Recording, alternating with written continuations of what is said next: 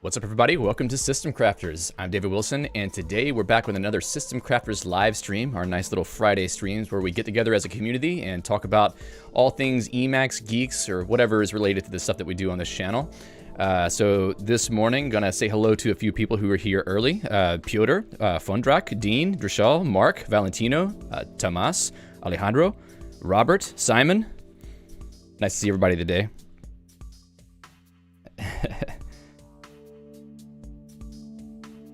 Hi, Todd, Emacs enthusiast, Herman, Lord Devi, Marcel. Let me see if I can get my stuff set up here a little bit. So yesterday I had the second dose of the Pfizer vaccine. I'm doing okay so far. We'll see if my head starts to explode at any point in the stream, but I think it'll be okay. TE, hi there. Hey, Tomas. Yes, it's nice to be done with another long work week. Time to relax with some Lisp. That sounds good to me, too. All right, here. So today we're going to just do some fun stuff, I think. I want to try a few new Emacs packages that I've heard about recently. I don't know how many we'll do. It just really depends on how much time we end up having and whether we find anything interesting about the ones that we're going to try today. And then I'd like to try to spend some time finishing up the project we started last week, which is the Gemini exporter for org mode. So I started writing what I consider to be a more faithful exporter of org mode files to the Gemini Gemtext format. And we got most of the way through it, I think. I mean, we got a lot of the important stuff done. So today we're going to see if we can finish it up. And then I'll try to see if I can use it to publish a new update to the System Crafter site. Well, we'll see if I can do that. I'll try to publish an update to the System Crafters Gemini site. As you can see, my mouth is not cooperating already. Herman says, shout out to the great people on the System Crafters Discord. Yes, indeed. Matthew says, what is this? We're finishing projects now? Well, this one is so small that it's easy to finish. The rest of the projects that I do don't get finished. That's pretty much the case. All right, I don't know why it's blocking Garjola's message here. Hitchcock in Greek Islands. I don't know what that means. Okay. I think my video is a little bit choppy again. We'll see how that goes. I would like to find a way to get the performance of this streaming stuff working a little bit better so that the quality is better. I've had some comments about the jerkiness of the webcam video every now and then. So one day maybe I'll get a better streaming setup and we'll try to make that better. But for now, we have to deal with the fact that I'm streaming from a laptop. It's actually not a bad laptop though. So, all right. So let's just jump right into it. Actually, before I do that, Vertigo and Corfu. Ah, interesting. That's a good reference there.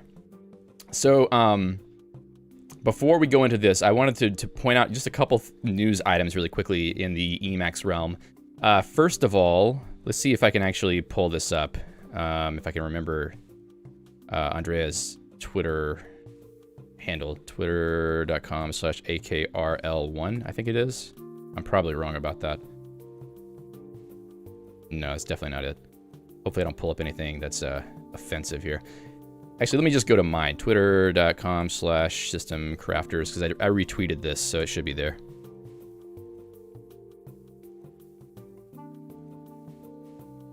And if you haven't followed on Twitter yet, please do. Okay, so the native comp branch finally got merged into Emacs Master. Now, that doesn't mean that it's on by default in Emacs 28, but it is merged at least, so it's available to be built as part of the mainline Emacs package. So that's a very exciting thing that happened. It was on the 25th of April, so earlier this week. So yeah, this has been through a long process of review and refinement to get to this point, but it's great that now we finally have this great feature as part of Master in Emacs, and then maybe there's a path for it to be turned on by default in the future. Probably won't happen until Emacs 29, I would guess. That's just my assumption. I haven't really been following the discussions about this on the Emacs Devel alias or the mailing list.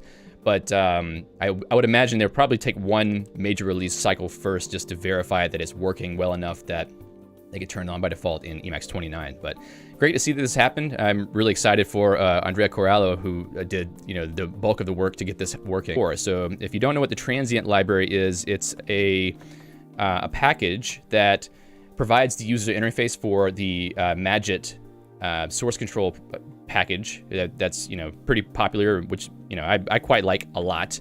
If I were to pull up my .files repo right now, transient is whenever you press C, and you get this panel in the mini buffer area that gives you a lot of options, like other commands you can press plus flags you can set.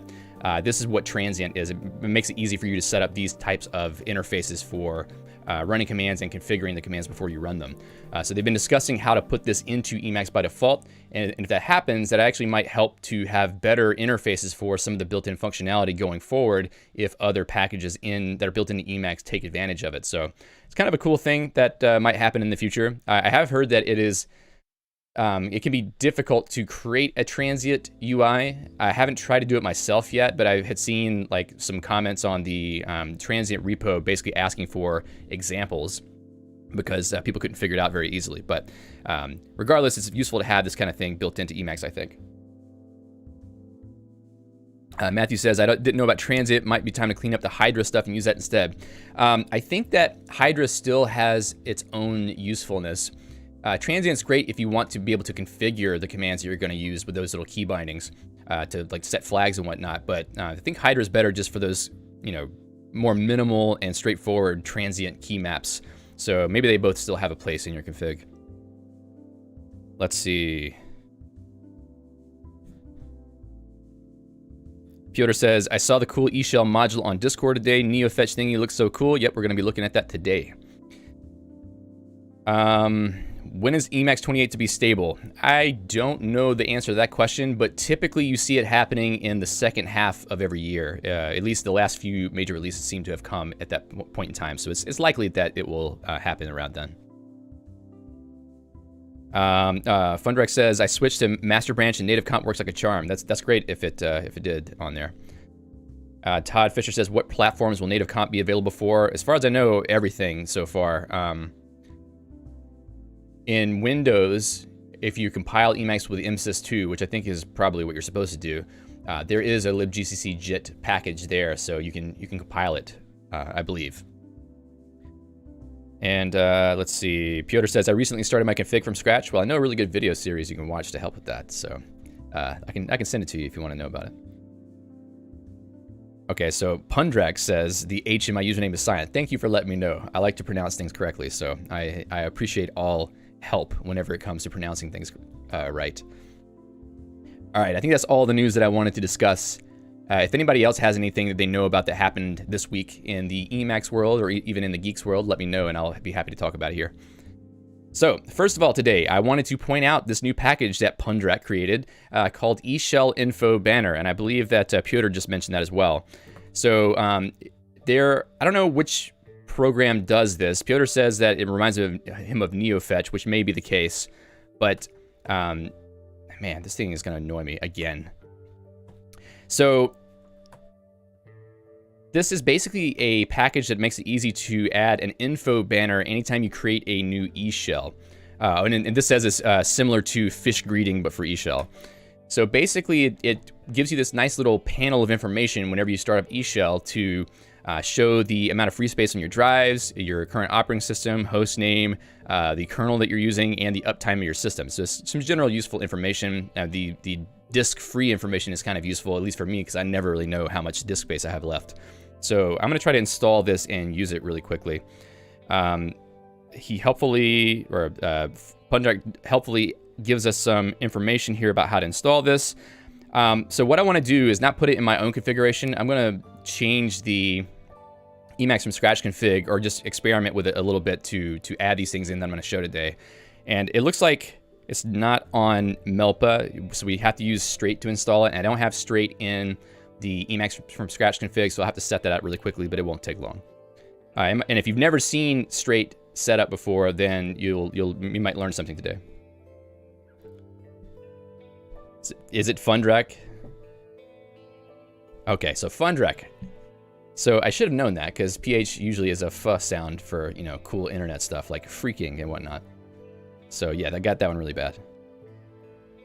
Drashal says, will you take a look at straight.el package manager? I want to do an actual video, or maybe a couple videos on that at some point. I'm going to use it today, but I'm not going to consider this to be like the education on how to use straight. Lift Linux says, are you making more Git videos? I'm assuming you're referring to the dot files series that I started working on. Yeah, definitely. I'll do some more on that. I just haven't had time to do a second recorded video per week recently. So, so the shorter or smaller series like that have not been happening because of it. All right, so let's drop into Eshell here, and I'll go into the project folder for Emacs from scratch. And instead of using the H here is because of Tibetan transliteration, but it's pronounced Pundrack. Okay, interesting. So I am not going to use the org configuration for Emacs from scratch. I'm going to use the init.el directly just to make things easy. So I will, let's see, I'll pull up the init.el here. All right, so what I want to do is get rid of a lot of stuff in here just so that we don't have to wait a long time for everything to load up. Well, you know, maybe I'll wait until it becomes a problem, and then we'll deal with that. I have not prepared for this at all, so it might be a little bit rough, but maybe that's gonna make it more fun. We'll see. Let me start Emacs here, because I don't know if I've updated packages in a while, and it might give me trouble. So we'll do this really quickly. And once again, it's putting that in the wrong window. Okay. I know this is probably blinding to somebody. So cannot open load file, no such file to directory comp. So I have not opened the Emacs from scratch config with native comp before. We're gonna see if this is gonna be a problem for me. And I have to remember if I did anything to my own personal config to help with that. Native comp. So just this part. Maybe I should, that's interesting. Why would it complain about that? So Emacs-Q.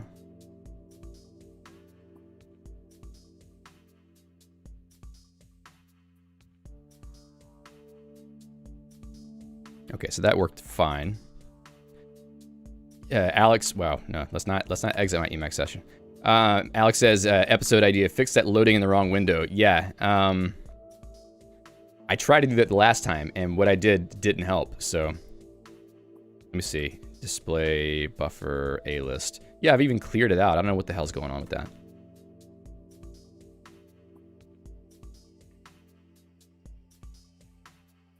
Okay, so. For some reason, it did not like that. So I will try to delete the packages folder here just in case, because we need to start over anyway if we're going to do native comp. So I'll run run Emacs. And for some reason, my completions in Eshell lately have gone down the toilet. I don't know what's going on, but things are really not working right. Cannot open load file. No such file or directory comp. You know what? I think what's happening here is, I wonder if there's a bug with native comp where if you change the load path, because that's what this script is doing. I'm actually changing the Emacs load path. Oh, you know what? I'm not adding the load path for the latest Emacs. So that's what's happening, I'm pretty sure. So let's see, run current system, profile, share, Emacs. That doesn't make any sense. So probably I want to get it from my home path. So dot Guix extra profiles, Emacs, share Emacs 28.0.50. That's the one I need. All right, so I will change these paths because clearly I did this wrong. So home davidwill.geeks extra profile slash Emacs slash share. Let's try that one more time.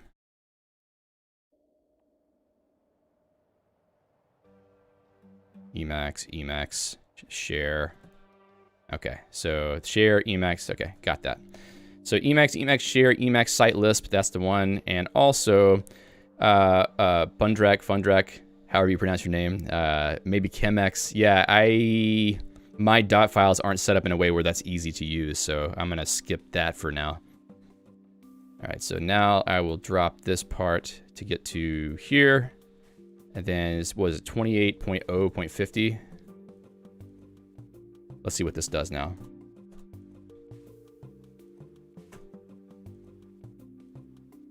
Now it seems to be working. And it might take forever for trying to download all these Melpa packages. We'll see what happens. Auto update packages now. Well, you just installed them from scratch. No, let's not auto update them. No, go away.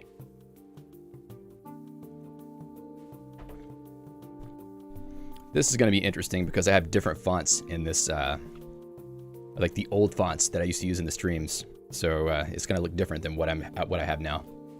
Paul says gumpaling Emacs from Git with native comp didn't work for me yesterday because GCC JIT didn't compile and was missing. That's interesting. Are you using it with Guix, or are you doing it yourself with your own distro's package manager?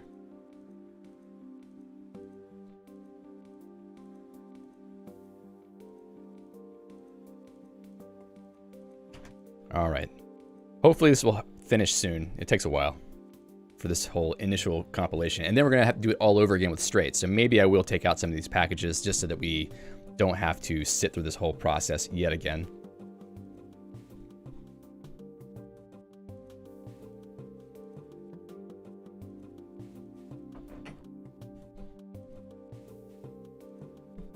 Come on, let's go. Yeah, I should have just taken all of this out because like it's installing all the Ivy and Swiper stuff, and that stuff is fairly big. And you know what? It's going to be doing native compilation while we're on the stream. I really want to turn that off. All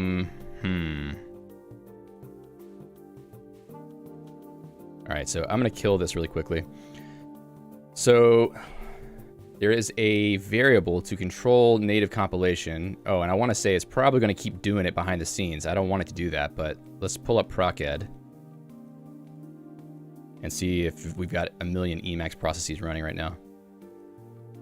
Okay, seems like it's okay. Okay, good. So there is a variable, I believe, native compilation, package native compile. I can turn that off. Package native compile is set to nil. Huh. But maybe it's set to nil by default, but why is it doing it? Yeah, I enjoy watching things compile, but I don't enjoy making other people watch me watch things compile. So I try to avoid that whenever possible. Okay. So maybe I will just skip ahead a little bit. Let me just edit this file directly. I'm going to get rid of the package. Well, yeah, probably better to get rid of it. So I can take this stuff out. Package initialize. I'll take this out, take this out, take this out. I'm leaving it a little bit just in case we need it again. I'll take that out. Okay, I can leave, no littering. Fat says, please look into Tree Sitter. Yeah, I haven't tried it in Emacs yet, but Tree Sitter is a very cool project. I worked with a guy who created that. So I'll get rid of... Yeah, let's just get rid of everything. We don't need to see a lot of this stuff right now, so I'll try to take it all out for now. Dired, and we want Eshell for sure. I'll leave Dired. We need Dired. Lispy, I'll leave in case we need to edit our init file directly. vterm, we'll get rid of. Rainbows, okay. Let's get rid of Magit and Forge. Let's get rid of anything related to Ivy and Projectile and Company. All the LSP stuff. And I'm just doing this to simplify our installation. We'll leave all the org-related settings for now, because we kind of need that if we're going to mess with our org-based configuration file. Agenda stuff. Setting faces. This theme is Doom Pale Night. So if you use like console load theme, Doom Pale Night is the one. Pale Night. Helpful, I'll leave that. Hydra, it's, well, okay, let's take that out because we don't really need it for now. Ivy Oppression is going to go Council, Ivy Rich. And the reason why I'm taking these particular ones out is because we're going to try packages today that will replace those. Doom Mode Line, yeah, I can't get rid of that. There's some things that it's just going to look like trash if I take those out. General, we need setting faces. Okay, basic setup, great. So now I'm going to go and rip off my straight.el setup. Probably should have used a different path to get there. And the thing about straight.el is actually quite easy to set this up because you just need a little section of Emacs Lisp code to bootstrap straight.el. And then once you've done that, you should be able to hook it into use package so that everything uses that instead of package.el. So here we have the bootstrap script and then use package by default. Use straight to install on systems other than Linux. Let me just put this to true. I don't know if that's already the case, but we'll set it to true anyway. And also I want to tell straight not to compile everything. So straight native, is it native? Disable native compilation, set that to true. Let me turn on keycast, actually, I forgot to do that. So was it disable native compilation? Straight disable, yeah, that's right. Okay, so straight disable native compilation. And now it should set up without doing any compilation and use straight.el by default for all packages that get installed. And let's see, do I have any insurers in here? Okay, so that one, okay, great. This one will say straight nil because you can't use insurer the same way if you're using straight.el with use package. You have to use the straight keyword instead. All right, so I think that's everything. Cool, so now let's hop back over here and we'll try to run this one more time. And then switch our window position. And you can't really see it at the moment, but it's saying that it's installing straight.el, and now it's trying to install, it's actually cloning the repositories for Melpa and Elpa, and it's installing straight recipes. Eshell says, how did you get the variable names into the editor? You mean as completions or as searching the variables?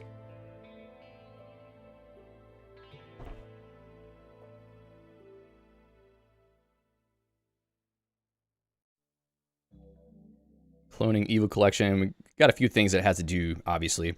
But I don't know if you've ever paid attention to the installation process of package.el. It just spits a lot of stuff out into your messages buffer.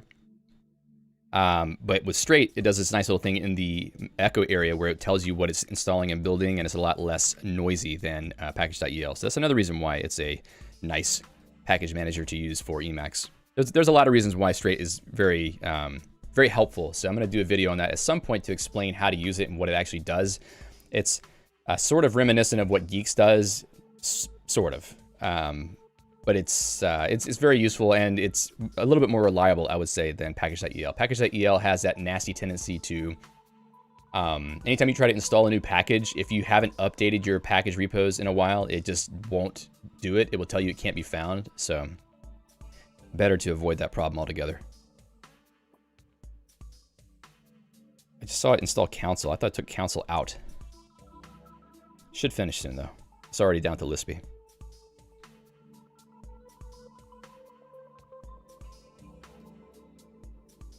Cool. All right. So I think we're good. And it's not trying to compile them, so we're safe on that front. All right. So now we can actually start to go away. We can start to try out that package that I was talking about. And now that we finally gotten to this point, I can copy this Eshell info banner package recipe. And the reason why I had to install straight is because this use package configuration has a straight keyword in it. And it has this recipe syntax that's used for straight.el. I think it's similar to what's used for Melpa recipes as well, but I've only ever written one for using with straight, so I don't really know for sure if it's exactly the same. But the idea here is that you're saying you're installing a package called Eshell info banner. The type of package is a Git package. It's pulling from a Git repository. It's pulling it from GitHub specifically, and the repo name is fundrak slash Eshell info banner.el. So that's all that is needed for straight to be able to clone that package repo and then install it as a package in your system, which is kind of nice because you don't need to go to Melpa to download a tar.gzip file with the contents of the package. You just go straight to the repo itself and download that code. So it's a nice way to install packages, I think. And I don't know why I'm getting so many messages here.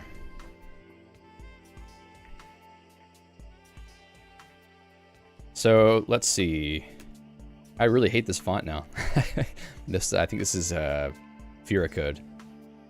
So now I'm going to jump back over to editing init.el in my own configuration so we don't have to suffer through that. And I will paste in the configuration we saw. I'm going to drop it below the Eshell config here. And I'll say that I'll put it after Eshell. Defer T is fine as a setting. Eshell banner load. That's interesting. So now I can just drop right into the init.el here and run it. Whoops. Yeah, one problem I'm going to have here is I have to full screen sometimes to do certain key bindings. Init.el, and I'll jump down to Eshell. Is it banner? Yeah, okay. So I'm going to use Control-X, Control-E to initiate the installation here. And I think it finished already, so let me run Eshell. That's so annoying. Eshell. Okay, so here's your first bug, Pundrak. Guix doesn't put the etc/OS release file there. I don't know why they don't do that, but for whatever reason on Guix it's not there. So that's something that is very unusual in terms of Linux distributions, because I think they all do the etc/OS release file. So I don't know how you would detect that it's Guix. The way that I do it is, let's see. Yeah, I think I'm looking at like the welcome, the message of the day file, which is really stupid. What is it? GNU Guix. Yeah. So I'm looking at etc/issue, which is like the message of the day when you log in with the shell. And I just check to see if this is the GNU system welcome, because that's what they have it set to in Guix. I don't know if it's set like that in another distro, but I don't ever use any other distros, so it doesn't really matter, because really all I'm trying to do here is distinguish between running on Guix or I'm running on Windows or Mac OS. So that's how I'm checking for Guix in this case, but it's not a good way for you to check for it because it's very unreliable.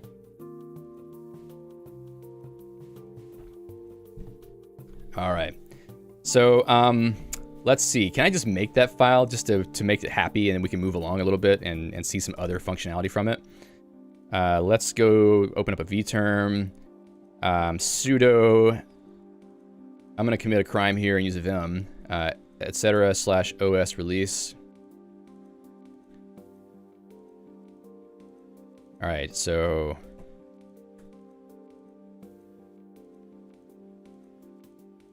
all right, let's call it this instead. Crafter OS. That's more fun. Whoops.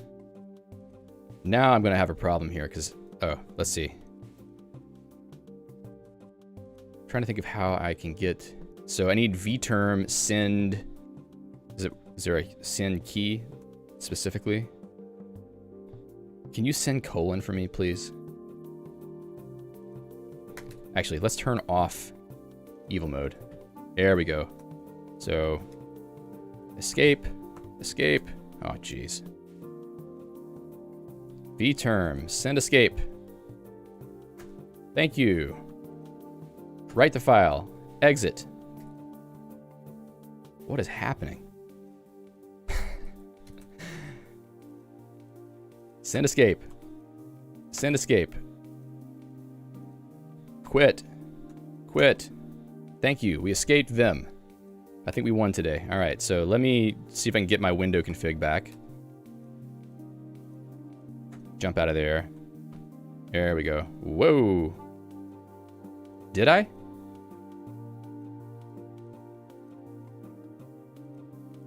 That's wonderful. Okay.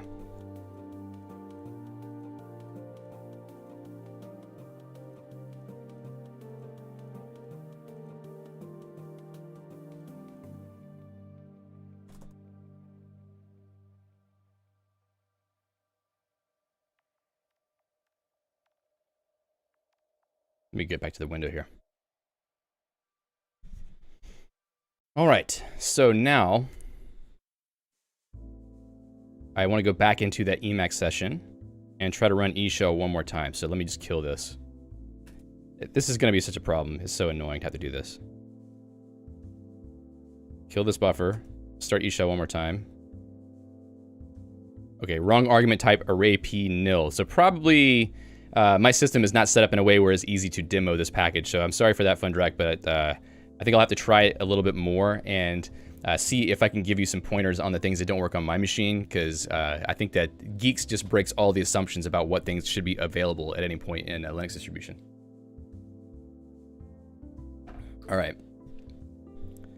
So next, let's see if we can try to use... I would definitely recommend that any of you watching this try to use Eshell Info Banner, because I think it would be a fun package to have if you have a more... I don't want to say the word traditional, but like, you know, a more standards-based Linux distribution, because mine is not working with it very well at the moment. Next thing I want to try is the Vertico package. Now, if you don't know, there is kind of like a set of completion systems that have been developed recently.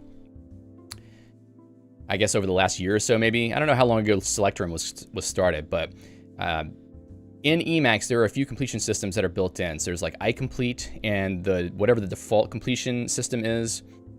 And they have a very horizontally driven completion framework where everything is sort of like horizontal in the mini buffer, and it's not super helpful. So you would end up seeing people using something like Helm or Ivy, which has a vertical completion list where you can do up and down selections. Like for instance, if I were to use my key binding for switching buffers, you can easily see here that there's a vertical selection list for these completions here. So over time, I think people sort of got a little annoyed by the completeness, I guess you could call, of Helm and Ivy, where there's a lot of functionality baked in already. Now, Ivy breaks it up a little bit more because you have Council, which is a separate set of functions that have completions. But Ivy itself is pretty big, I think, or at least, you know, oh, I do. Thanks, Matthew. Ivy itself is pretty big. Helm is also pretty big because it's got a lot of functionality built in. So I think people were trying to find a way to get some of the same benefits of Ivy and Helm without having a lot of the stuff built in that make it more heavy. One of the primary examples of this is a completion framework called Selectrum, which is pretty nice. I've installed it and had some issues with it for my specific configuration, but in general, I think it's quite good. And I think that other people here use it. I think Matthew or Angry Bacon uses it. And it's fast, it's nice and swift, and it also has this mindset where instead of having everything be built into Selectrum itself, you should be able to hook in new functionality for various different things, like how matches are or how the text that you type gets matched to items in the selection list, or how the items in the selection list are annotated, or any kind of actions that might come off of a list. So if you don't know, Abhishek, yes, I know. I'm sorry for doing that. I'll have to change my password. So the good thing is I don't use that password anywhere else. It's just on this machine. So if anybody's looking to try to hack me, then they're not gonna have an easy time. So let's see. On Ivy, if you open a selection list, you can do Alt-O, and it gives you this set of extra actions you can do for the currently selected item.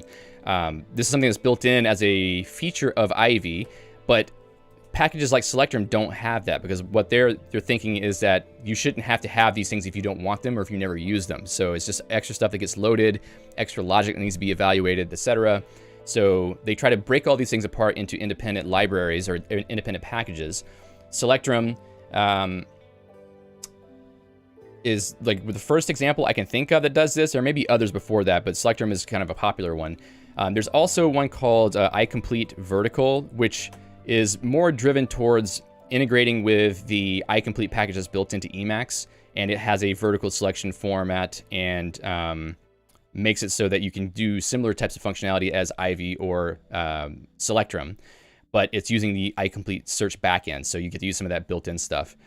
I've also used this, and it works really well, but it also has an issue for me. So both Selectrum and iComplete Vertical had issues with EXWM for me. For some reason, if I start a completion and then switch to another workspace in EXWM and then switch back, I can never get the completions to show again. I can start the command to get a completion, but the list doesn't show. I don't know what happens with that, but Ivy is the only one so far that has not had that problem, so I had to stick with Ivy. Otherwise, I would have probably switched to iComplete Vertical or Selectrum before now.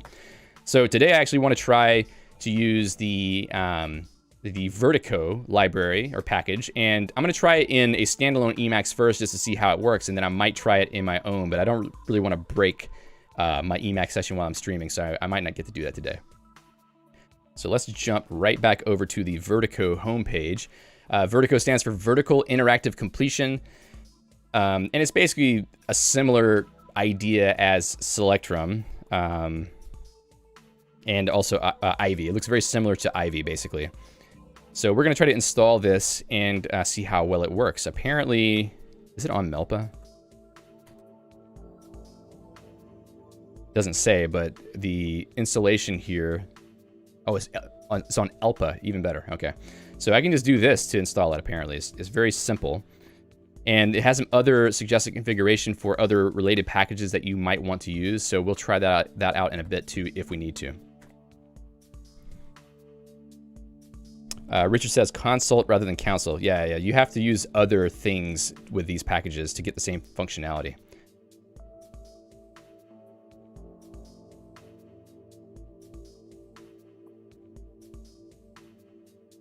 Matthew says, did you try using an actual window for completions like I did? Mini buffer has always been tricky for me. Yeah, well, you mean like Ivy postframe or whatever? I'd used Ivy postframe for a while, but I felt like it was too slow and the sizing of it was inconsistent. Sometimes it wouldn't show all of the options. So yeah, I tried it for a long time and it was a little bit annoying, so I stopped using it. One thing I did like about it is it didn't shift around my whole window configuration, because it's like, you know, when you hit this key, your mini buffer height jumps up a lot and it sort of shifts around everything on the screen. Everything has to get redrawn. So if you use Ivy postframe instead, you just have a pop-up window that shows up and it doesn't disrupt your current windows. Oh, regular window. You know, I've not tried that. So this style actually works with regular windows, because that might be okay.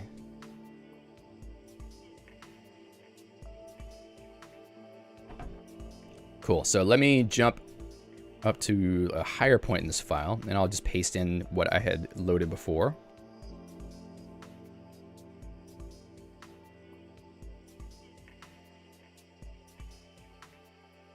I'll drop this in right here. So I'm going to install Vertico into file during parsing because I'm using the wrong thing. Control X, Control F. What? I'm sorry, Control X, Control E. All right, so we've installed Vertico. Now I'm guessing that for any type of completion, okay, so it does seem to be working. Whoa. Okay, so my key bindings aren't set up, so I'm a little bit disoriented with this at the moment. It's not giving me what it said it's supposed to. There's no prompt here, but maybe that's because I'm not using something like consult. So let's try a couple more things. What else can we do? Control X, Control F for find file. Okay, so it's very simple, the whole completion list. And it seems to have a blank line here, which probably is because it's leaving space for the status string that is used by other packages like consult. So if I were to use consult instead, then it would probably be better. So I'll try to install that quickly too. Dimitri asked, did you try to use Helm for completion? I used Helm a long time ago, and then I switched to Ivy and never really looked back.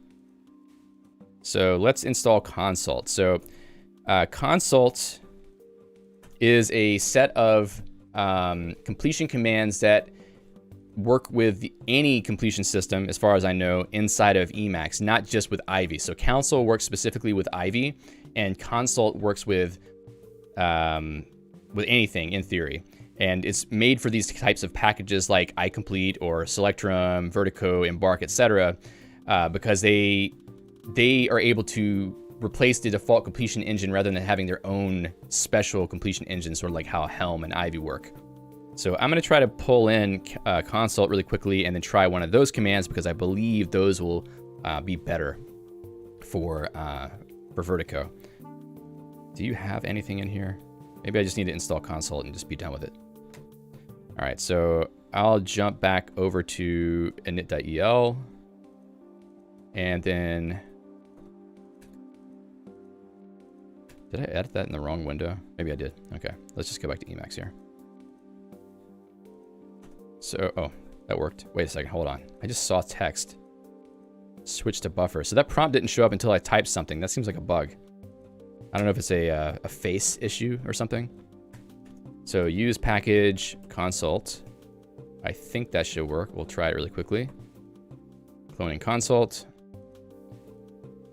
Okay, so now we'll use, whoa. See, that's interesting that all of a sudden, okay, I've never tried MetaX. So it doesn't like MetaX at all for some reason. Wrong type argument string p nil. That's not useful. So let's try consult switch buffer. Buffer? Yeah, consult buffer. Interesting. I kind of like this heading here. That's interesting that it has this heading in the section. I don't know why it does this weird thing with a face though. It's got some weird background color that doesn't really seem to belong there. It also has its own column saying this is a buffer, so that's cool. What about consult find file? They name their functions up really weirdly. No, that's the wrong kind of find. Does it have a find file function? Find file. Find a file by matching a path against a regex, but that's not what we want. Register, yank, bookmark, buffer. Maybe it doesn't have a find file variant.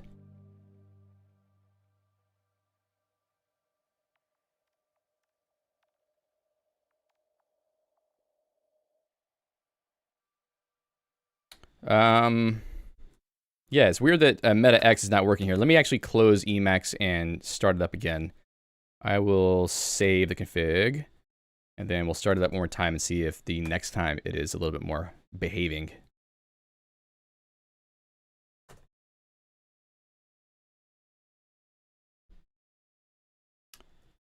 Okay, that's fine. Now I'll try to use MetaX here. Yeah, MetaX still not working. That's not really a good sign, I guess, if MetaX just crashes immediately. I don't know if it's some other package I have installed that's conflicting, but it shouldn't have this problem, I would say. Test. Okay, it's weird that my desktop audio stopped working all of a sudden. Can anyone hear me?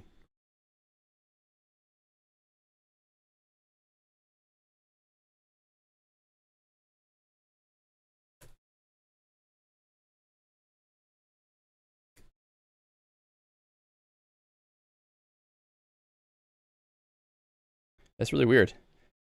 All of a sudden, my music player stopped having the ability to play music. So let me just fix that really quick. Thanks, everybody.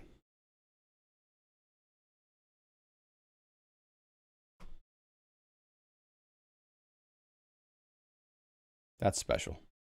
Desktop audio stopped working. Okay, whatever. No music. So, that's really weird. So, I guess this is sort of a failed experiment then, because if I can't use Meta X, I can't do a lot of things.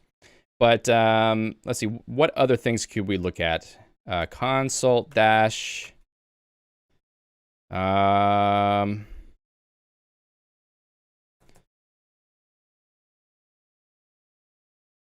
That's also really weird. Okay, so far, I'm not really a fan of what I'm seeing on Vertico. It may just be because I don't have it set up right yet, but it's not working like what I would expect. So I would call that probably not really ready for prime time, at least not for me. I don't think I would be able to try this yet, but I think this package is still pretty early, so maybe it just needs some more bug fixes. One thing that Matthew or Angry Bacon did mention to me before the stream is that there's currently an open issue. Oh no, that's on Corfu. So we should try Corfu next and see if it's any better. So Corfu had a problem that Angry Bacon had mentioned to me that we should take a look at, but let's try that.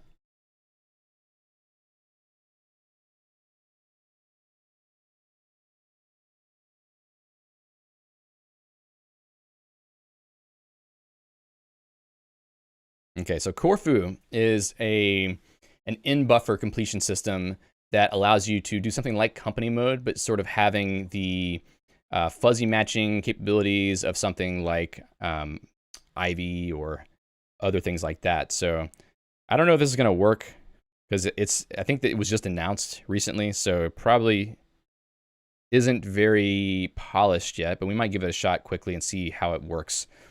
I would try to use this in Eshell probably to see if it works there. So I'll try, let's see, go to Vertico. Use package Corfu. Is it on Melpa or Elpa? Okay, it's on Elpa. And we can set up global mode. So config Corfu global mode. So let me use Control X, Control E. Cannot load Corfu. Oh, I'm not in the right Emacs session. Let's see. Let's go here.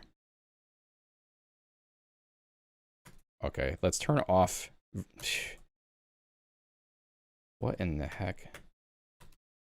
All right, so let's do it this way. Vertico mode. Oh, no. Vertico mode -1. Thank you. Go away. All right, so now we're going to switch to init.el. What are you talking about? Jeez, man. And where is... There it is. Okay, so I'll evaluate this here. Control X, Control E. Cloning Corfu, building Corfu. Now, let's see, is it on? Interesting that this popped up now. I don't think that's Ivy. Is it? Control HK, Control HV. Council describe variable. Okay, that makes sense. All right, so I'm looking for Corfu global mode. That seems to be on. Good. All right, now let's go into Eshell. I might need to clear that hook out. Eshell banner, was that? Yeah, Eshell banner load. Let's see, what is that now? Eshell banner load. It's not a variable? Give me a break. That's really interesting. Okay, so it didn't get loaded. That's why it's not in the hook. I will check it now. Eshell banner load hook. Yep, that's there. I'm going to set it to nil. Eshell banner load nil. And then I'll kill this Eshell. I'll start it up again. Okay, now let's see if I can get some completions. EM tab. Okay, so it actually is doing completions here. I don't know if that's... Let's see, what is tab bound to at the moment? Text is read only. Go away. Control HK, tab. completion at point. So if I type that again, em tab, so it must be using completion at point, and it doesn't seem like company mode. Yeah, company mode is not installed, so it must be Corfu. And if that's the case, that's great. So what about, let's see, find dash. It's a pretty nice UI if that's the case. Find dired. Find dash, and then di, no, di. Yeah, it's not fuzzy matching, but I probably need another package for that to work. Let's try it in an Emacs Lisp buffer. Do I have init.el? Yeah, okay, so let's say use dash, and I can do completion at point. I don't think tab works here, but maybe Control-Alt-I. Yeah, okay, cool. So that works. So if this is indeed Corfu,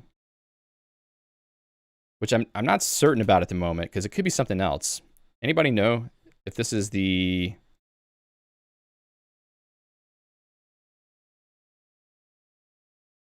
If that's the actual UI? Richard, I think you used Corfu. Do you know if this is the actual correct UI for Corfu? Because it doesn't... I can't tell if this is Corfu or if this is something else that is showing up here. Let me check completion function. So completion in region function would be the one, I think. Okay, so it is Corfu completion in region, so it must be the right one. So I don't see, Angry Bacon, what you were mentioning before about there being an issue with margins and line numbers, because in my case here, when I type anything, it seems to pop up this completion buffer or completion overlay, whatever you want to call it, without any effects on the margin or the line numbers. So it's kind of weird. I shouldn't have company on at all. Company's not even installed in this configuration. Just to double check that, let's go look in the .straight. Oh, you know what? There is a non-zero chance that this could be picking up packages from my own personal straight install. Let me see, straight packages, package directory, folder. Does anybody know what the variable is for the... Okay, straight default files, no. Default directory, nil. Where does straight keep its packages? What variable is used for that?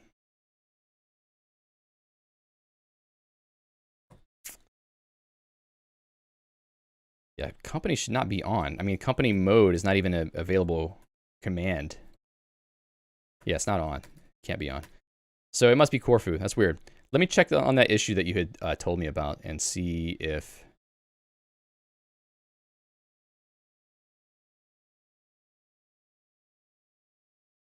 So margin, maybe? Line numbers. Overlay hides line numbers. Okay, so that looks like what I'm expecting. It's interesting that it doesn't mess with the line numbers for me, though. I don't see that problem at all. Angry Bacon, which version of Emacs are you using? Oh, visual versus relative? Let's see. Display, is there a way to turn that on, the relative mode, or is it a variable to have it set? Display relative. Line numbers width. Current absolute. Type. Display line numbers for value options. Relative.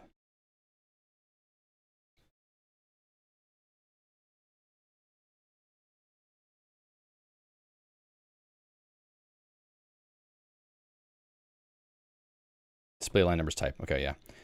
Let's try that. Let's see if that's the one that does it. So set Q, whoops. Set Q display line numbers type relative. And then I'll go and toggle display line numbers mode here. And then put it back on again. Okay, so now it's showing me relative numbers. And if I go somewhere higher in the buffer here and then type, let's go inside a little bit, add dash, and then Control-Alt-I. Yeah, it doesn't seem to be doing it for me. So I wonder if it is like Minad said, that it's an Emacs bug instead of a bug with Corfu, because I'm on, I don't know which commit this is. Let's see, Emacs version. Whoops. Oh, jeez. Emacs version, does it have the hash in it? No, 2850 Emacs build number? No. Okay, I don't know if there's a variable that has the commit hash that Emacs was built from, but I'm on Emacs 28 and it seems to be working correctly, and I'm guessing that Minod's probably writing this relative to Emacs 28. So if you're using 27, it could be that that's an issue, or you could be using a newer commit of Emacs 28 than I am.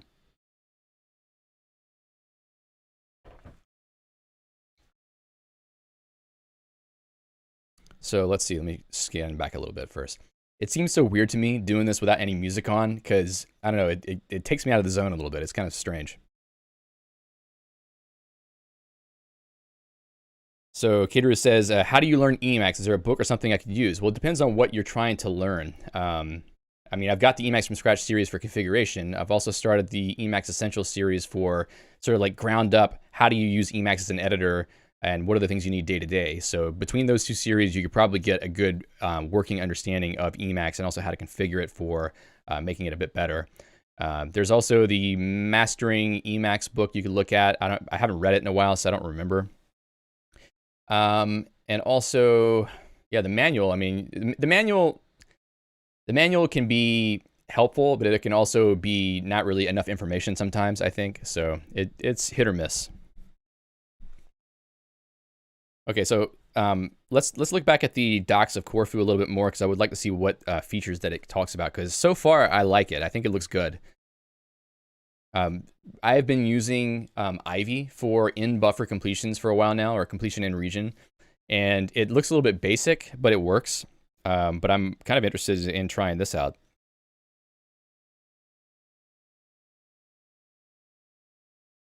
Completion is automatically terminated after candidate selection. This may be a more familiar and efficient interface than company mode. Caterer says, what do you think is better, Arch or Guix? It depends on what you want from your distribution. If you want all the latest packages, then you should use Arch. If you want a system that allows you to customize it and lock in your configuration exactly how you want it, I would use Guix. Lord Debbie says, Harley Hahn's Emacs Field Guide was awesome. I've heard of that, and I haven't read it, but it looks like it's a good resource. Fundrex says, for me, the manual is both overwhelming and really lacks information at the same time. The thing that I find about GNU manuals fairly often is that sometimes they're written from the developer's perspective and not the user's perspective, to the extent that the flow of the information being presented isn't the most effective way to give new information to the person using it. The Emacs manual does try to do this, I think. It has a way where it sort of gives you the concepts first and then links you to the actual pages where it describes things in detail, but I still feel like sometimes there's not like a direct, progression that you can follow very easily.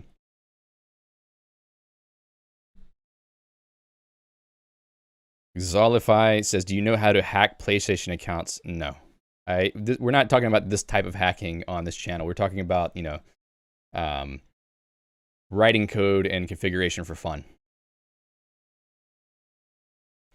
Peter says, Guix feels like the future of Linux. Yeah, this type of model, the functional package management, definitely feels like the future of Linux, but for power users. For the everyday user, I don't know that Guix or Nix would ever be something that would make enough sense unless someone came up with a really solid user interface that made it feel like what they're used to already, and also made the power and the capabilities available but not confusing. Zolify says, I wanted to learn how to code a botnet. Yeah, this is not the right channel for that, unfortunately, because we're talking about Emacs. All right, so let's jump back to this really quickly. Configuration, anything else interesting? So apparently you can change completion styles using orderless. Orderless is another package that allows you to do like fuzzy matching or other types of matching styles for completions. So this is another package in this whole ecosystem of completion engines that have that are lacking functionality that they're trying to get from other packages. Like, so instead of having Ivy that has all these different completion styles built in, you have Corfu or Vertico or Selectrum with a basic completion style, and then you have a package like Orderless that you pull in that gives you more. Prescient.el is another example of a package like this where it gives you different fuzzy matching completion styles as well as history for a certain command. So it's really just however you want to mix these up to get the right kind of interface you want to use. So Orderless is a thing you could use there. Diabrieve, or Diabrieve, I don't know exactly how you pronounce that. I haven't used this before, but it's something that's built into Emacs, and it's this is an expansion framework, but it's not like templating, I don't think. There's other things for that. So Diabrieve completion, Diabrieve expand. Let's see. Diabrieve, oh, wrong window. Diabrieve expand. Yeah, I don't have any expansions defined. Nope. Okay. Oh, does it do it like, let's say, boot, and then do a Diabrieve completion? Okay, so like it just automatically expands something that's here in the buffer. I wonder, let's say find dash, and I'll use the Diabrieve completion. Okay.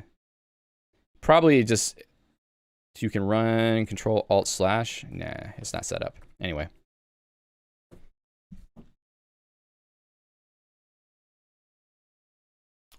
Let's see.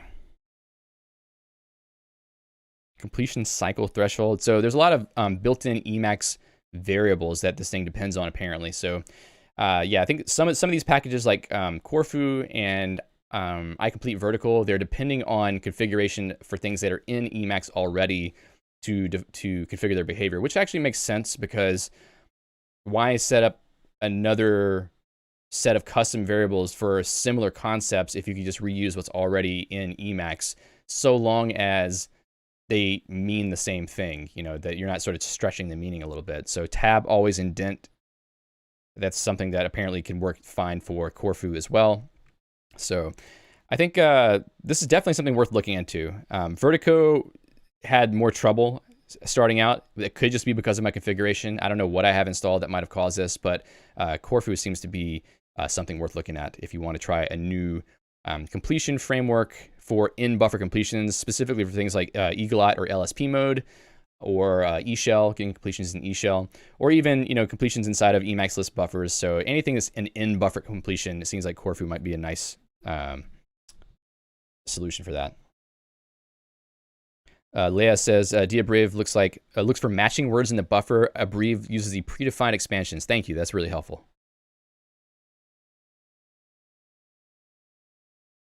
What is the value that I have for tab always indent? Let's find out. Tab always indent. T.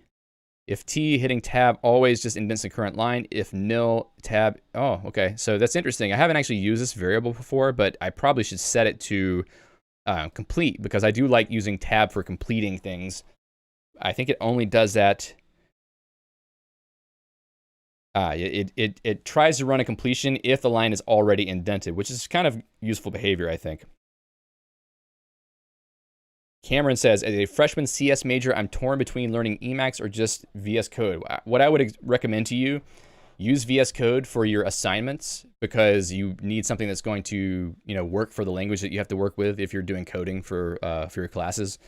And then use Emacs for fun, and eventually you can build up your Emacs configuration to a point where you don't need VS Code anymore. So it might be harder to do what you need to do with Emacs until you have things like LSP mode and other programming functionality hooked up. So I will caution you, though, as many people have found, once you get into the world of configuring Emacs, it's going to be a very easy way to procrastinate from other things that you need to be doing. So you got to be careful a little bit. If you have self-control, then it's fine. If you don't have self-control like me, then you might spend your entire day messing with your Emacs config.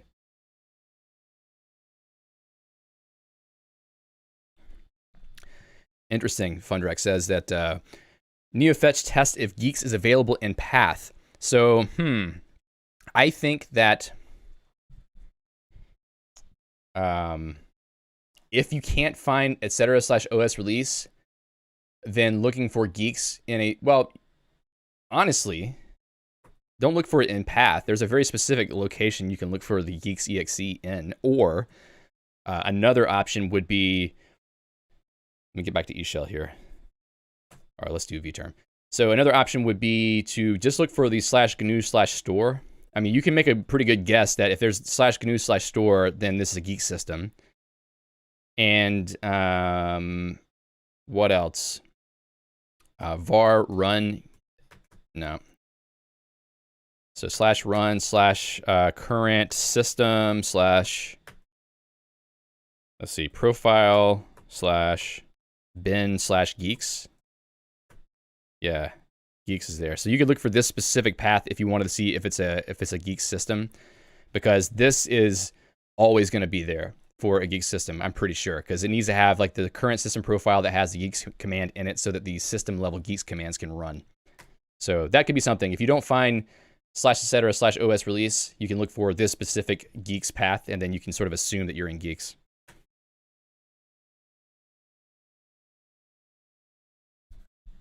Yeah, you can definitely use that executable find command for that.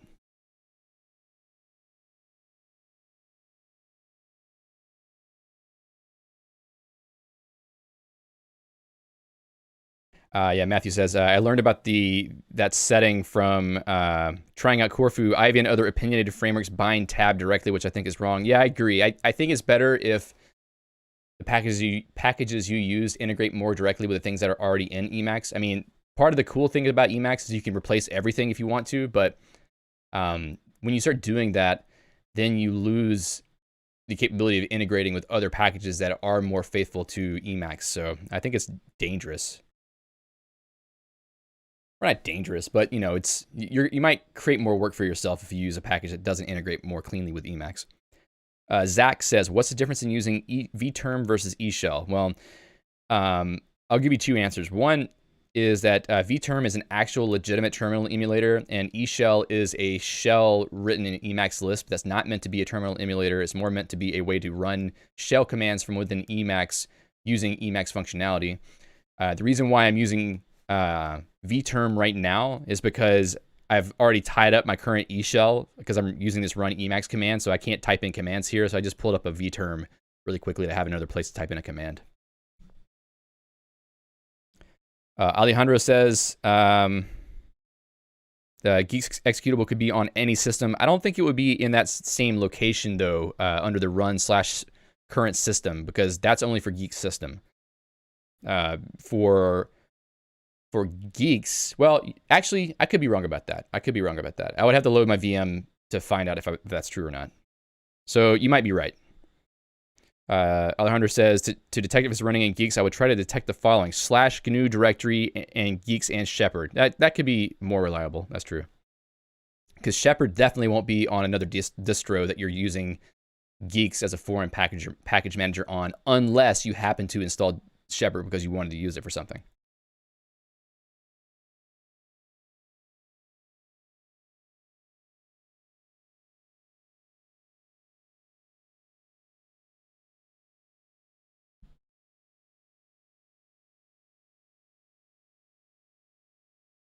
Okay, so I gotta stop saying so. Somebody needs to, like, you know, install a shock collar or some kind of shocking device in my chair so that I stop saying the word so all the time. It's just a way that I sort of refocus my mind in between interludes. And it's a little bit annoying, at least to me. I hear it all the time and I don't like it. So I think let's move on to the next part of today's stream, which is trying to finish up that completion. Sorry, the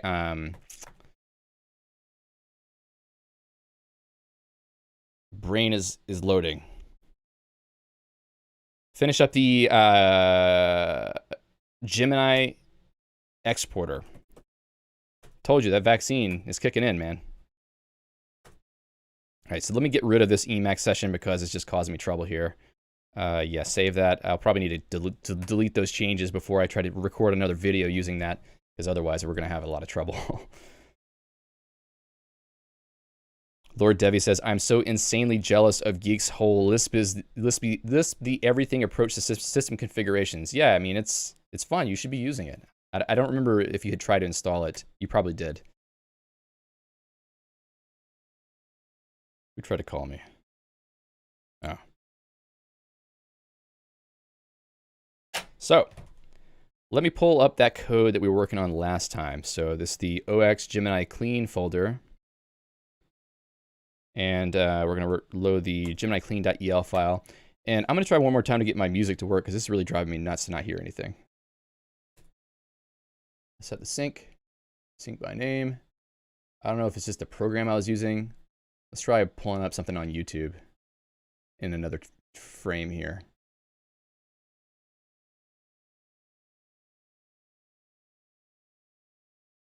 Let's see if I can listen to my own stream.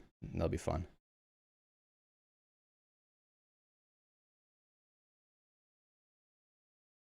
Yeah, I think that even that's not playing any audio. Yeah, so something's wrong with Pulse audio, I want to say. And if I try to restart Pulse right now, I'm going to have issues, so I'm just not going to bother. So Lord Debbie says, I tried to install Guix for 5 days, and I couldn't get it to go brrr. The packages refused to pull down. Oh, so yeah. I think that was whenever you try to install it as a foreign distro, or sorry, a foreign package manager. And if you follow the video that I did maybe 2 or 3 weeks ago about installing Guix as a foreign package manager, it'll work correctly because I figured out why that was happening. So you might be able to do that to fix the issue you had. Yeah. Funrex says, my main issue with Guix, I need some proprietary drivers with my machines, unfortunately, and I don't want to have to recompile the non-free Linux package with each update. I don't recompile it all the time. In fact, I recompile my Linux kernel probably once a month, and that's because I don't use my system level configuration to install packages. I use independent manifests that are installed in my user folder instead. So that allows me to only update my kernel whenever I really, really want to, which is kind of the way that you need to do it when you're using Guix system. Otherwise, you'll go nuts because every time you pull, you'll have to rebuild the kernel or other programs. Another example is if I want to use, let's say, ungoogled Chromium or Firefox, even Qt browser can be a problem with this sometimes. Larger programs like that take a long time to build, I'll keep them in a separate Guix manifest so that I don't have to build those every time I pull. I'll only update those at certain times.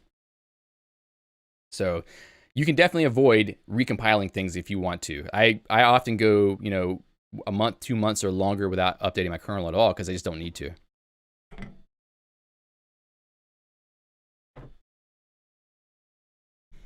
Shabam says, what are your thoughts on NixOS? NixOS is great. If you want the same kind of functionality you would get with Guix, but you want access to more packages, because Guix has sort of philosophical reasons not to accept certain types of software, then NixOS can be a good solution. But if you really, really like Lisp or Scheme, Guix is a great thing to use. Cateru says, should I learn Lisp to use Guix? You don't have to learn Lisp per se. You just have to learn how to operate in code that's written in parentheses with S expressions, because they all of your system configuration will be written like it is Lisp code, and technically it is Lisp code, but you don't have to really know how to program Lisp to make that work. You just have to know how to deal with any problems that come up whenever you try to run your configuration, because it will give you errors as if it is a programming language. So, having some awareness as a programmer will be useful, but you don't necessarily need to know Lisp up and down to do it. Arib says, what about Jupyter Notebook? I don't know. What about it? He asked, what is this? This is Emacs. I don't know if you're asking in general or what. Okay, so let's try now to get back to where we were headed with this last week. I don't think that Ashraz is here this week, so I'm going to have to do it all by myself this time. So where we left off is that we were able to generate links in our output. Let me see if I can roll back to where that was. Did I not just CD into this folder? Org Gemini clean, and I think I was just running this file directly. Why use Jupyter Notebooks when you have org mode? Yeah. Ahuda says, just here to say Vim is greater than Emacs. Well, that's just your opinion, man. Vim is great. I don't have any problem with Vim. In fact, I used Vim in this stream just now, so. Alejandro says, I like the idea of Guix, but Arch is enough for me now. Yeah, you don't need to use Guix, but it is fun if you know what you're getting into and you want to use it. All right, so I need to go back and uncomment all of this because I want to run these things whenever I run this script. Emacs-Q -L Org Gemini clean .el. And I think I want to do that as batch also. Let's try this. Lisp error. Yes, exactly. Void function and org export defined backend. Why? Oh, you know, it's probably because I'm using batch and I need to tell it to load org. Let's just run it without batch. Holy crap. Maybe I need to use batch. Please don't start up a new session for me. Maybe what I was doing before was eval buffer. Yeah, okay. That's what I was doing. I forgot how I was working last week. Okay.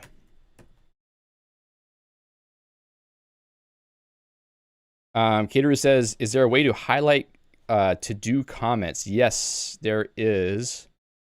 I don't remember the name of the package at the moment. If anybody remembers, let Caterer know in the chat. Fundrex says maybe a require will be needed. Yeah, I should do that while running this as a script, but I'm trying to ship this as a package, so I don't want to put all the extra stuff in there right now. So eval buffer is probably fine.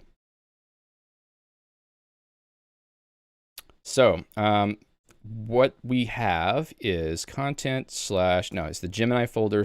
Oh, geez. Gemini folder slash introduction.gmi. Where we got to is that we were able to write out the list of links, which is pretty useful. But where the links are HL to do. Thank you, Fortune Teller 2K. Cateru is HL to do. I think that's what it's called.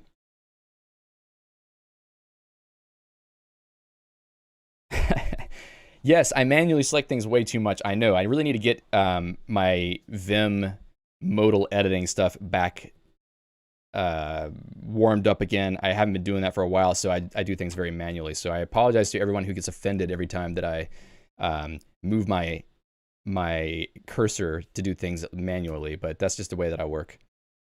So what I need now, there's a link right here that's not showing up because it needs to be written out. I'm skipping links right now, so I need to write out the link, and I also need to write out a numerical index for this paragraph to say which link it's referring to in this section.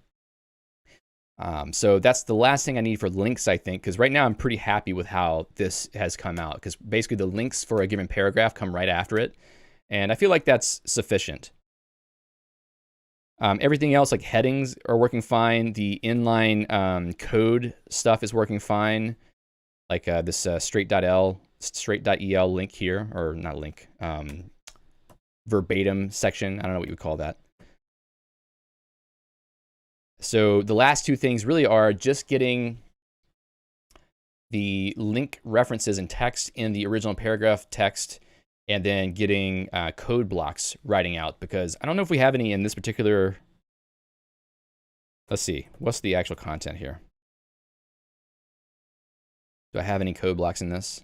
No, not in this one. I'll have to find another one that does have code blocks, probably one of the Emacs Lisp videos. So in fact, I can probably go grab one of those right now. So I'll go over to projects, sites, site, content, Emacs Lisp, managing files and directories. I'll just grab this one, hop over back to code, Org Gemini clean, content, and I'll paste it here.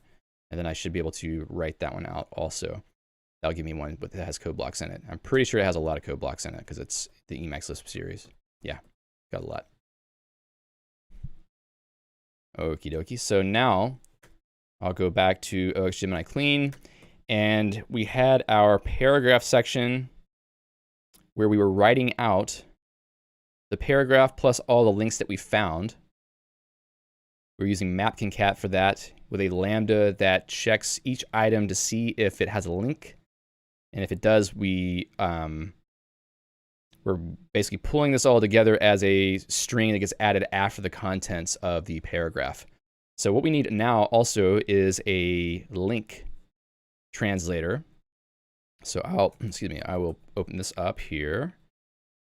Org Gemini link. And then I can go up here. Maybe I'll grab this section. I can just use C since I'm using Lispy. And Org Gemini link, we'll say. Yeah, that's one thing that annoys me about Lispy a little bit. Org Gemini link. Now, let's see. I'm going to look at OX LaTeX. Oh no, is it Org LaTeX? Org LaTeX link. And this takes a link, a description, and an info. So, link, description, if I can spell, description, and then info. Okay, so now I'll rip off their code here a little bit. So, link type, I don't need that. What I need is the description text.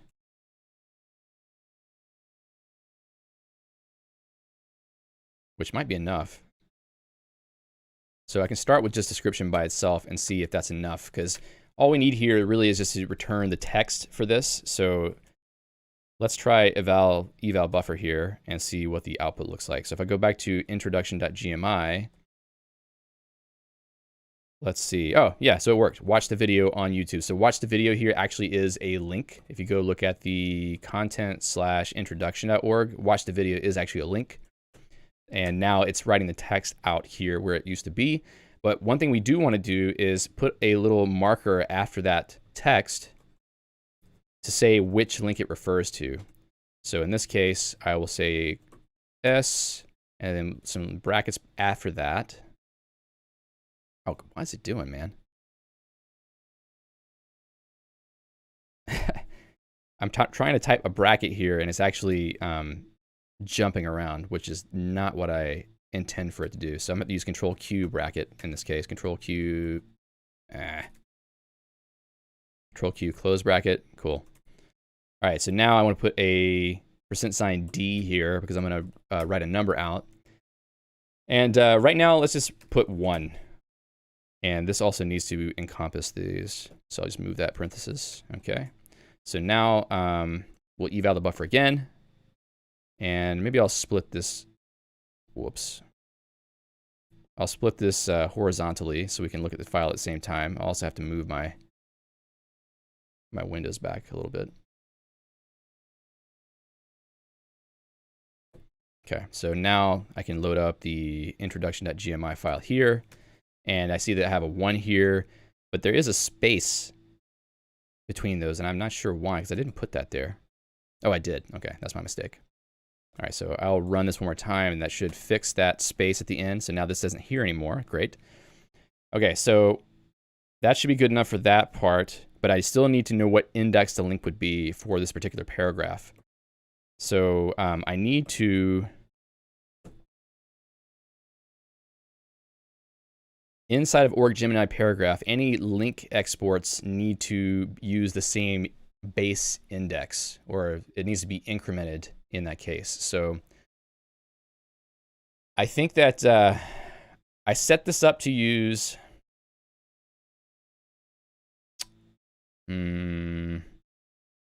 lexical binding, but will it work here?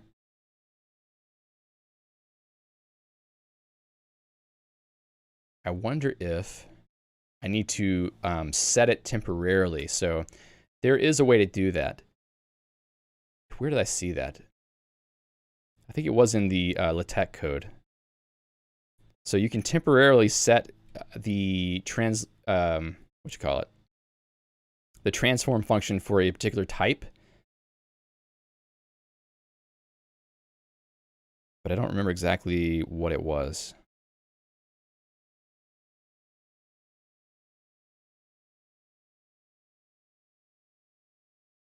Org element property. Let me just jump to the actual source file for this.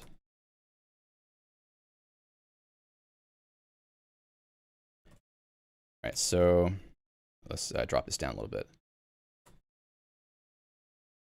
Transform. Yeah, there was something in particular that was being used, and I don't remember what it was called.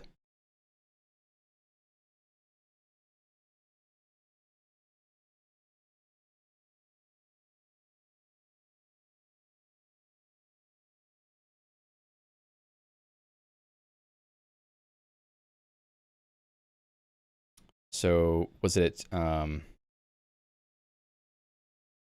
block of some sort, source block?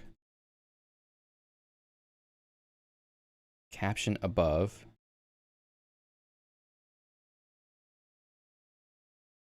I swear there's something that I can use to set this temporarily.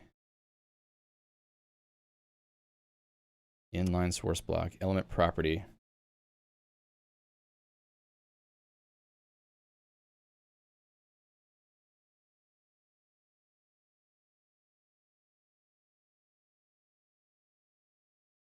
Export data, get tags.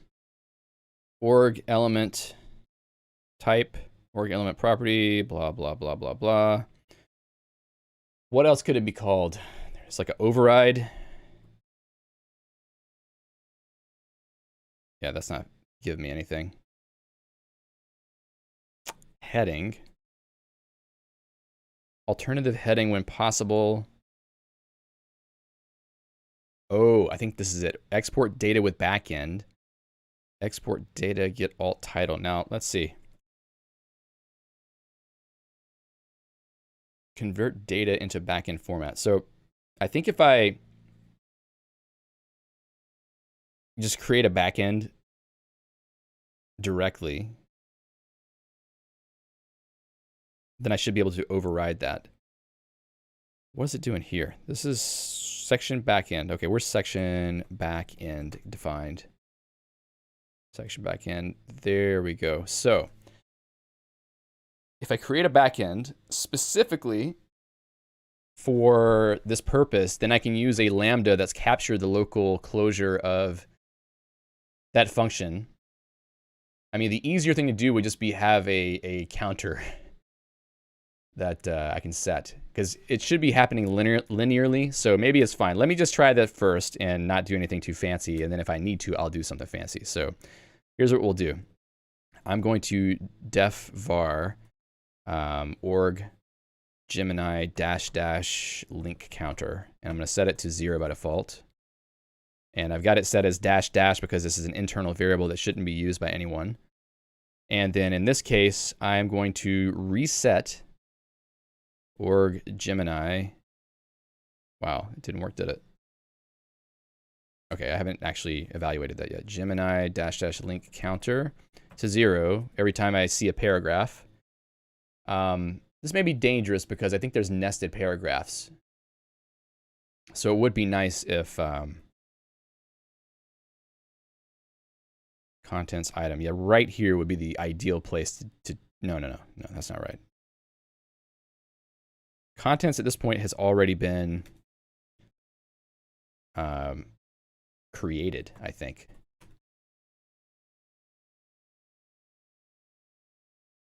Paragraph, concat, contents. So I guess I could do the paragraph myself if I wanted to, but I really think that would be a recursion problem if I try to do org Gemini paragraph within itself.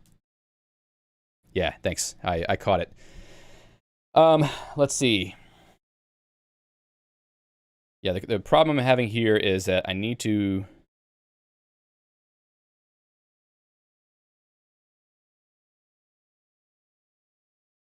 does it work like that? Or maybe it's already been evaluated by now. You know, let's start with a simple solution and then we'll try to fix it if things look like they're not going well. So in this case, I think there's some text. Yeah, okay, so we did link counter 0 here, and then inside of Gemini link, I'm going to increment it. So isn't there an incf? Let's see, is there incf? Is that a symbol? No, there's no incf here. That's like common Lisp or something. setq org Gemini -- link. What was it called? Counter. Ah, jeez. How did I get to another file?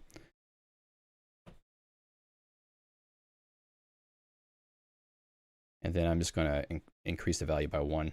Org Gemini link counter. If anybody remembers the command I can use to set to increment the value by 1 without having to reference it a second time, that'll be helpful. All right, so now I'm going to use that here. Org Gemini -- link counter.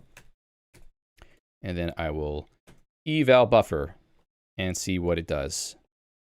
So right here, okay, that seems to have worked okay in this specific case. So we have link number 1, link number 2 here, which is great. What about other instances in this file? So there's a 1 there. I'll search for /1. There's 1 there. Okay, that's the only 2 instances of this. So maybe in the other file, there would be an example of this. So let me check this other file as well. There's a nil. That doesn't make sense. Okay, yeah, if there's no text, I probably should just use the link body itself, which is a little bit redundant. Or don't even put a string. 1+, is that all? Does it save the value back, or I just need to do this? Let me check. 1+. Come on, regex. 1 plus number. Return number plus 1. Number may be a number or a marker. Okay, I still have to do that. It doesn't really help me with a variable reference, but that's fine. That's good enough. All right, let's find other instances of 1. Yeah, that's another one that needs to be fixed. I think what I'll do in this case, because this is a bad habit I have sometimes, is drop in direct links immediately into the document, is whenever there is a null description, I'll replace it with C below. That's okay. Thanks, thanks, Matthew. All right, so let's try this now. I'm going to use eval buffer, and now it says C below. Cool. So this is one of the things I love about Lisp in general, is that it's really easy to insert these little expressions like this directly in the call to another function, so that you can do behavior. I don't have to create another variable for this. I can just have it inline here. Obviously, this can be done in many other languages, but I just feel like it looks more clean in Lisp languages. So now we have a pretty good little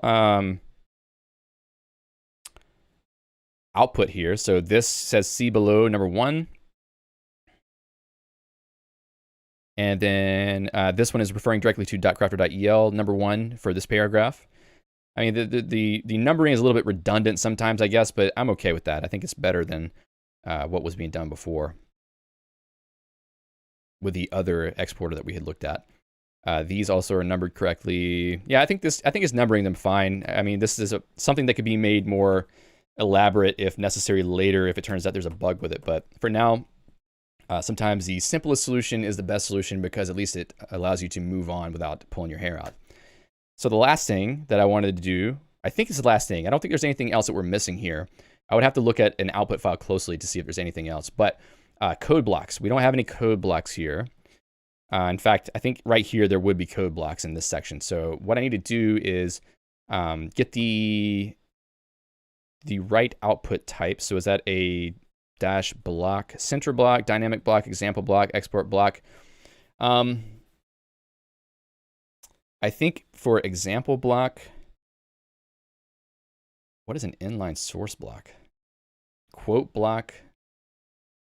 Yeah, I wonder how we would represent a quote block. Maybe there's some kind of output syntax that could be used for that. Simple syntax. Source block. So probably source block is the one that I need right now. I'll go and drop it into my configuration, or into my package here. So source block, I'll change this to org Gemini source block. And then I'll jump here.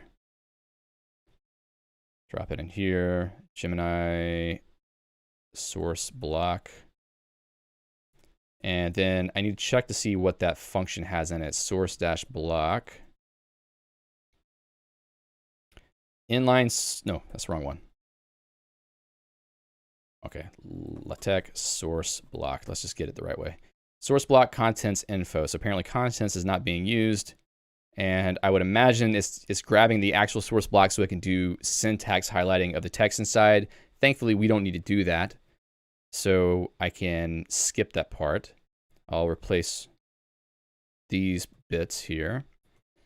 In fact, info may not be needed either. So what I can do here is just probably return, let's return contents and make that not an unused thing. Okay, so we'll do that. Maybe we'll put this to be unused and then see what it does. Oh, and we also want to do format, triple backtick, new line, string, and then, whoa. And then triple backtick again. Probably want a new line in between. We'll see if we actually need it in the end. And then we're formatting the contents into that. Let's make sure we have an S on this format string. Now I'll run it one more time. Eval buffer. Okay, so that's got nil. The fences look good, but the content is nil. So contents apparently has nothing in it. Let's see what source block has. Mjolnir's Revenge says, how hard was it to switch your Doom config to from scratch? Well, for me, I'd never used Doom, so I didn't have a problem. Wow. Okay, so that... Holy crap, there's a lot of stuff in there. Okay, so apparently that has a lot of information in it, and I might need to export the contents a little bit. Source-block, let's see, org element property caption, name, org string, float listings, caption string. I'm trying to figure out where the actual text of the code would be. Org export format code default. Okay. I wonder if that's going to try to highlight it. What's that function do? Return source code from element formatted in a standard way. Line numbering and code references inclusion. That's interesting. We actually might need that. Line numbers, when applicable, appear at the beginning of the line. Maybe that will work. So let me just go and steal this line. And then I'll drop it in right here. Delete this bit. I'll include that into the line. Once again, we'll drop this back off. And then we'll take this off again. And let's run the eval buffer command. Did I have an error? I think I had an error.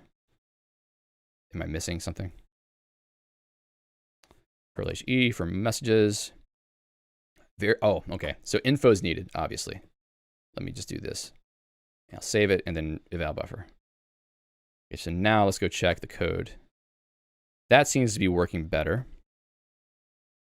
Yeah, so the code is being exported correctly, it seems. However, I think I want to get rid of the extra spacing because it's not needed.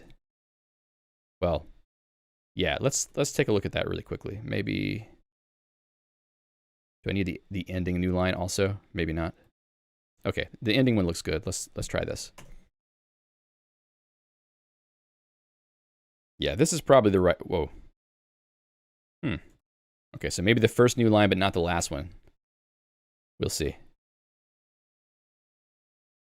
So how did I represent this in the file? Maybe it's just the way that I've written the original file that makes it look like that. So that one has a space above. Which one didn't have? The Emacs.desktop. It's not that one, is it? Nope. It's this one. So this one did not have a new line at the end, but it did at the beginning. But it doesn't show up here, which is interesting. I wonder if it's stripping things off for me. Okay, so now we get the new line at the beginning, which may not actually be warranted. I want the output to be consistent no matter what, and representative of what's in the user's actual file.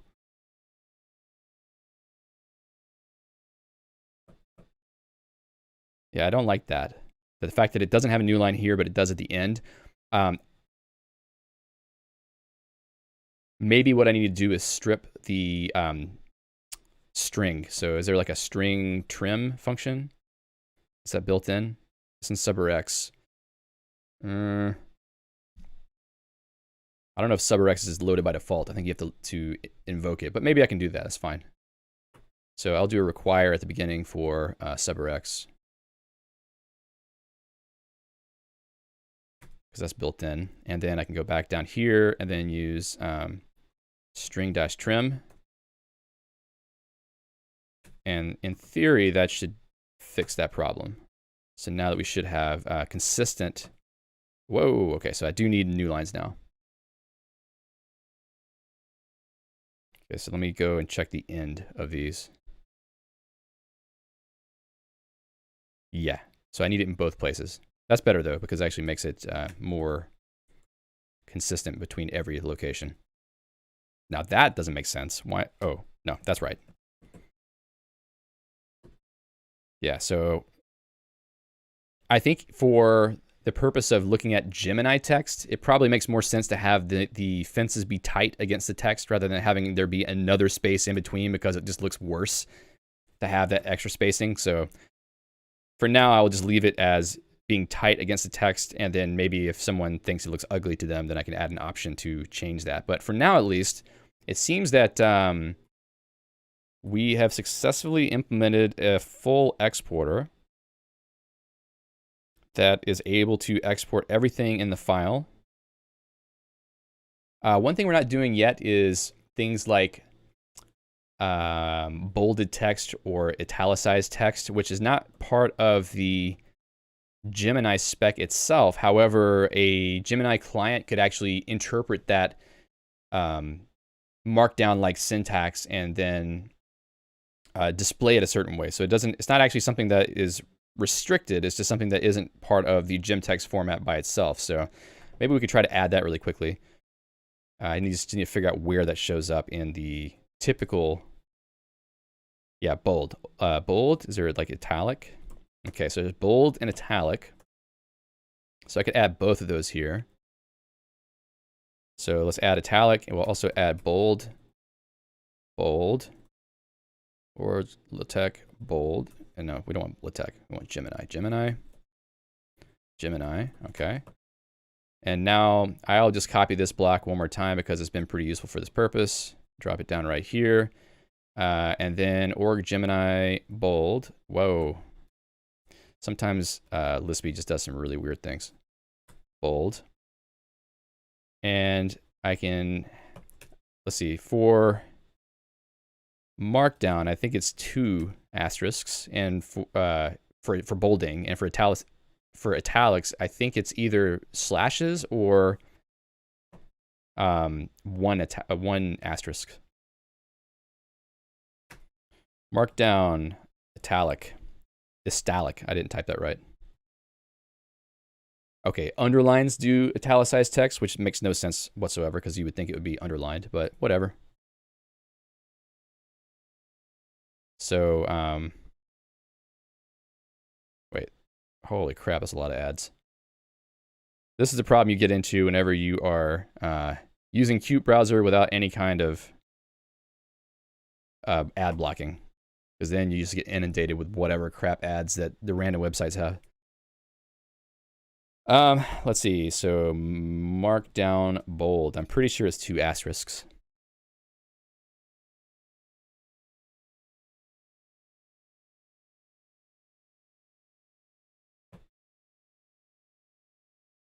Okay, yeah, that works.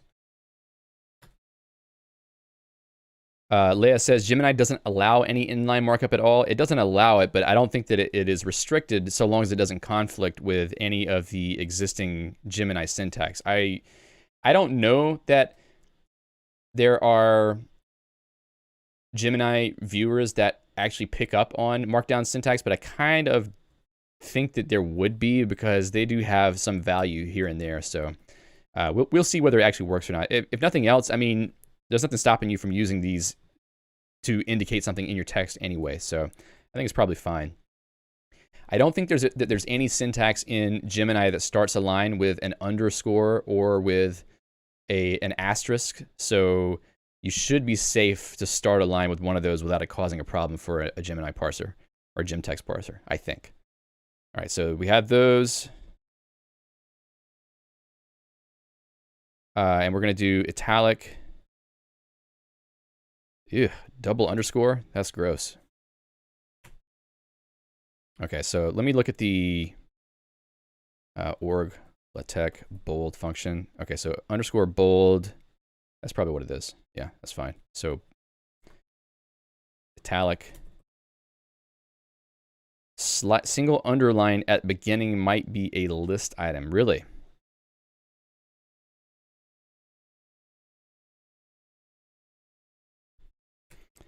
Leah says it's a line-based spec. Only first 3 characters are parsed for the type of line. Yes, but that doesn't preclude the possibility of a client actually doing a little bit more parsing for things that they want to show a certain way.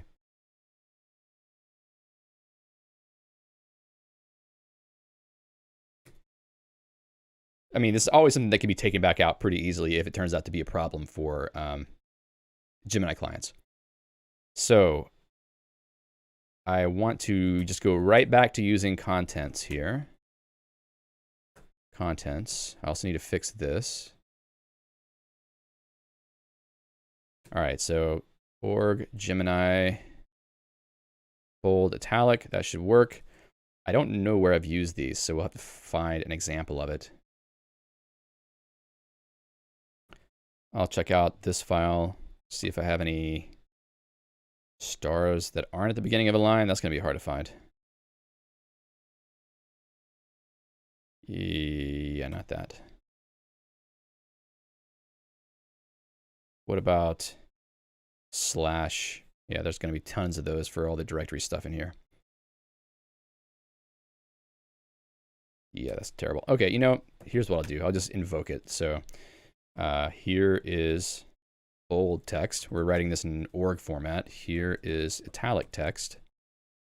All right, so both of those show up right in org mode. Now, if I go and rerun this script and go check out the output file at the very beginning, it seems that they work just fine. So the bolded text shows up like this, and the underline or the italicized text shows up like this. And we'll find out whether a Gemini viewer actually will display it correctly. I think there must be some example of this inside of one of my pages on the System Crafter site that we can see in Gemini. So systemcrafters.cc. And let's see. Okay, there's one example right here on the home page of bolded text. So that should be enough to find out whether this is going to work or not in the output. And I should try that page, actually. It'd be interesting to see what that index page looks like. So if I jump back into sites, site content index.org, I'll copy this over, back over to code, Gemini, clean. Patricio, Org Gemini is or at least the one that's been published already, is not mine. Someone else wrote that. I'm writing a different one that produces Gemini output that's a little bit more faithful to the Gemtext format and clean, in my opinion. Okay, so index is there now. I can go back into this file and run it. Then I can go look at the Gemini/index.gmi file.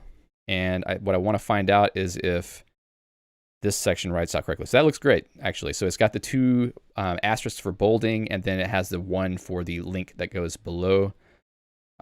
Interestingly, it doesn't actually put that link in. Where did the link go? Huh. Found a bug. I wonder how that part is structured, or what that file has in it, at any rate. So let's look at content/index, and we'll go look at the link itself. Oh, did that get written? Oh, I'm not writing out bulleted lists. Okay, that's one huge loss at the moment. So I need to fix that,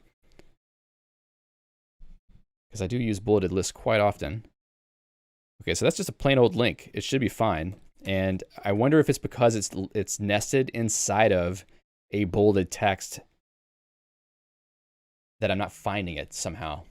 Yes, that's why.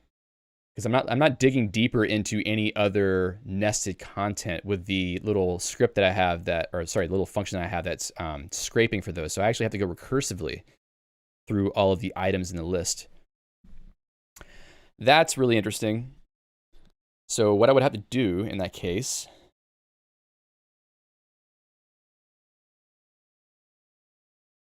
is make that a recursive function probably. And for any item, run it on any child item, which might be hard to identify. I don't know if that's going to be a reliable thing to do. It might be terrible, actually.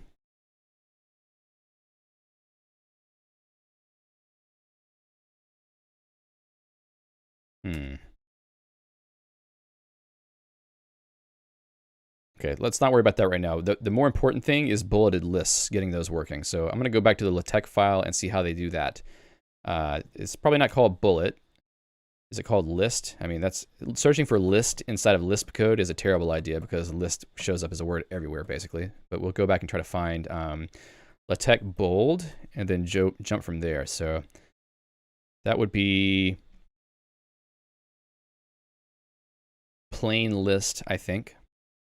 There's a lot of other things here that I'm not converting that probably need to be converted. Like, let's say tables. Maybe there's a syntax that could be used for writing out tables. So I know that I have a couple org files that have tables in them, so I would have to have a way to write those out. And it would be nice if I could write them out in a nice looking format. So that's something that I would have to fix at some point as well.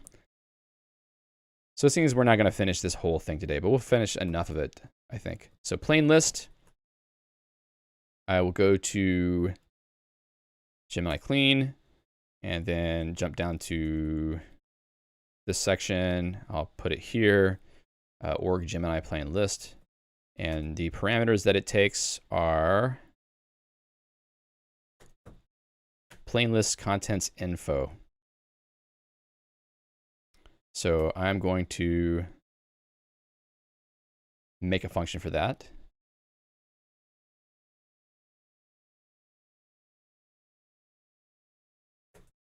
I'll jump back here, delete this word, plain-list. All right, so that should be enough for the beginning of that, but what does it actually do? So is there a loop here that they're doing, or they just get the contents out somehow? Bash script, I see your message. So if you were trying to paste anything in with a link, it could have tried to eat your message. YouTube's a little bit aggressive about that. Bash script says there's a tool called Doxygen that converts documentation from source code and convert it to various formats, for example, HTML, PDF, etc. Yep, there's also a tool called Pandoc that does that as well. Well, org mode is that, basically. So org mode has various export backends that allow you to create HTML, PDF, etc. So that's just built-in functionality, basically.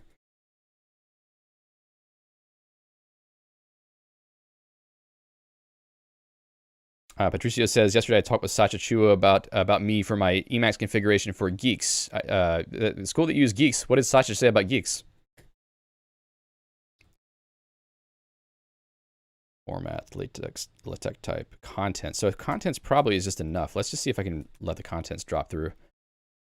I'm interested to see what happens with the rest of the content, though. Plain list contents. Let's just do that. And whoops, we need to run this. Okay, it doesn't seem to have returned that bulleted list, interestingly. Plain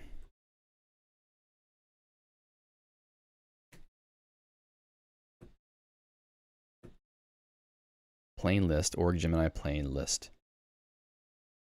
Should be fine, right? That seems like the right text to me. Eval buffer. Revert. Okay, it's not working. Let's try message list, plain list. Okie dokie. So let's run this now and see what we get out in our message. Revert, no. eval buffer. That's a lot of output. Okay, so Control HE.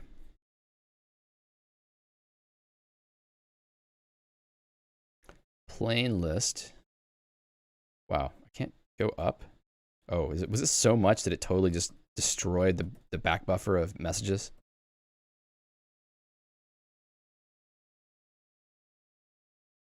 That's really funny. Plain list. Type unordered.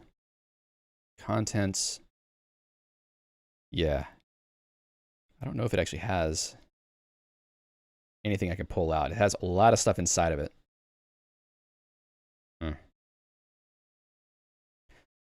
Patricia says, I love Guix, but I have to change my Emacs configuration. Why is that? So you can use Guix Emacs packages?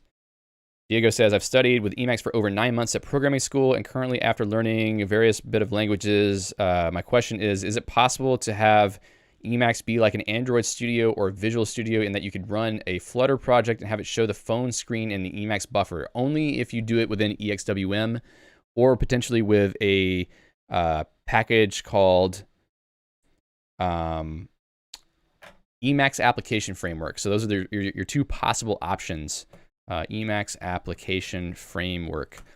If you use Emacs Application Framework, there may be a way to do some kind of embedded browser so that you can look at things inside of your Emacs window. But the best way to do it is if you're on Linux, you can use EXWM, which is a window manager for Emacs, where like right now you're looking at me, I have this Firefox window open as a buffer in Emacs. So this is the way that you could do something like that, where everything is integrated into Emacs buffers. So those are your two options, basically. There's really no way to do it aside from that, unless you want to like write some integrations directly into Emacs with X widgets somehow, I think. So we need to write out this plain list somehow.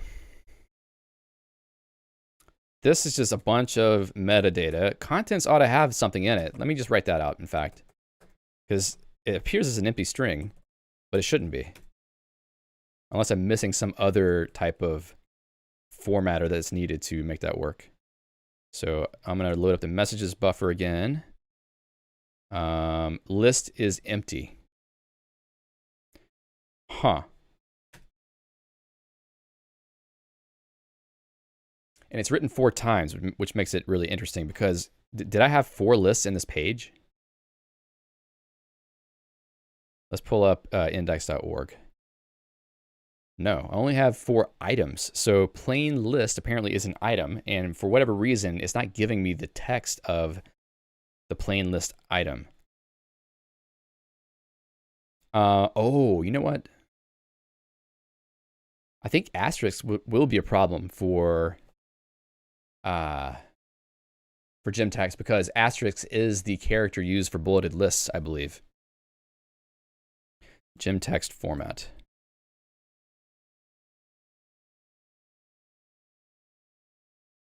Ugh, this page looks wrong in my browser. This is much better. All right, so yeah, asterisk on the first line or the first character with a space after apparently is treated as a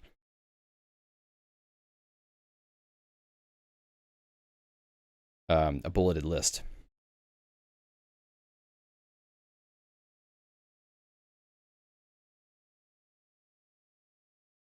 Okay, so maybe the bolding is not going to work for that. But that's okay. We'll go back to that in a minute. First of all, I want to make sure I can write out the list contents. Let me go back to plain-list, unordered, contents begin. Oh, there's items inside of it. So apparently, why do they show up so many times though? It doesn't make any sense. Oh, for other files. Okay. So plain list type unordered. We could do ordered or unordered apparently. We may have to write out the items ourselves. So inside of plain list, let's see, how is this identified? There's properties first as a list, and then there's items that are their own lists, it seems. Paragraph. Okay, so there's another item after it. They even give you the bullet to use, which is interesting. So that seems to be a lot more elaborate. for the output. So we'll try it really quickly to see if we can get any progress made. I mean, we're already at 2 hours, so I don't want to go too much longer. So we will do another map concat, I think. Let me just steal this code for a second and go back down to plain list. I'll take that out, and then I'll format this to get the indentation right. So for each, right, so first of all, contents. I think that, no, we want the plain list. Okay, so we're gonna look at plain list. And what we're gonna do is get the CDDR of plain list, because we need to have, so when we see a plain list, the first item is just the symbol for plain list. The second item is the properties for the list, and the remaining items are all individual items. So what we need is to get that list of all the items, and then for each item, we can now extract the information we need from those. Maybe there's a way to do this with the org element commands, but we'll just go with this for now. So for every item, I need to grab the, there's gotta be a way to get the content. Contents begin, contents end, bullet. Oh, there's a paragraph. Is that inside the item? Okay, cool. Yeah, so it has its own properties, and then it has a child that's paragraph. That's fun. So I'll have to dig into that as well. So let's do a little let here. So let, and we'll grab the, I mean, this is assuming there's a paragraph in there, but I'm going to make that assumption. No, I won't do that, because I can actually use org export data. Yeah, let's just use that. So for now, we'll do this. And I'll take this part out because it's not needed. We don't need this if here. I'll delete that. I'll format this. Okay. So now I can take that let. Org element property raw link. Don't need that. Org export data. Org element contents. Yes, item info. That seems correct. We're going to pass. No. This should not return an empty string. And we're pulling the plain list. We're starting with an empty string. So this should get us what we want. Let's see if it works. Okay, so this is fun now. When we start a list, it would be nice if the links would be written out after the list is finished. So we kind of need to modify our behavior so that we can aggregate the links to be written out until after some period of time. And that's going to take some more work, I think, to fix that. But the good news is that we were able to write out the bullets for this in a suboptimal way, but still they do work.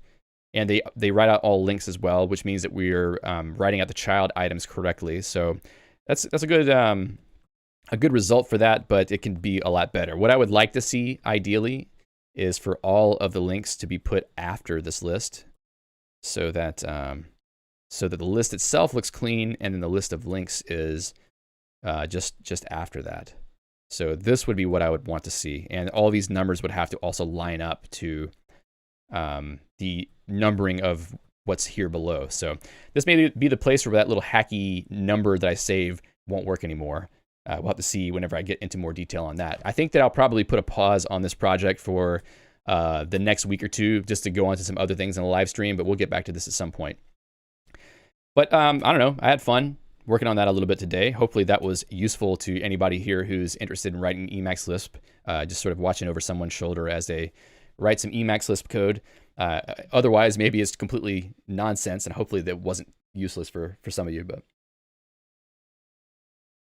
all right, so maybe another 5 minutes we'll have for any kind of a chat or questions. If anybody has any, please feel free to to ask anything in the chat if you would like to, or any topic that you're interested in discussing at the very end here.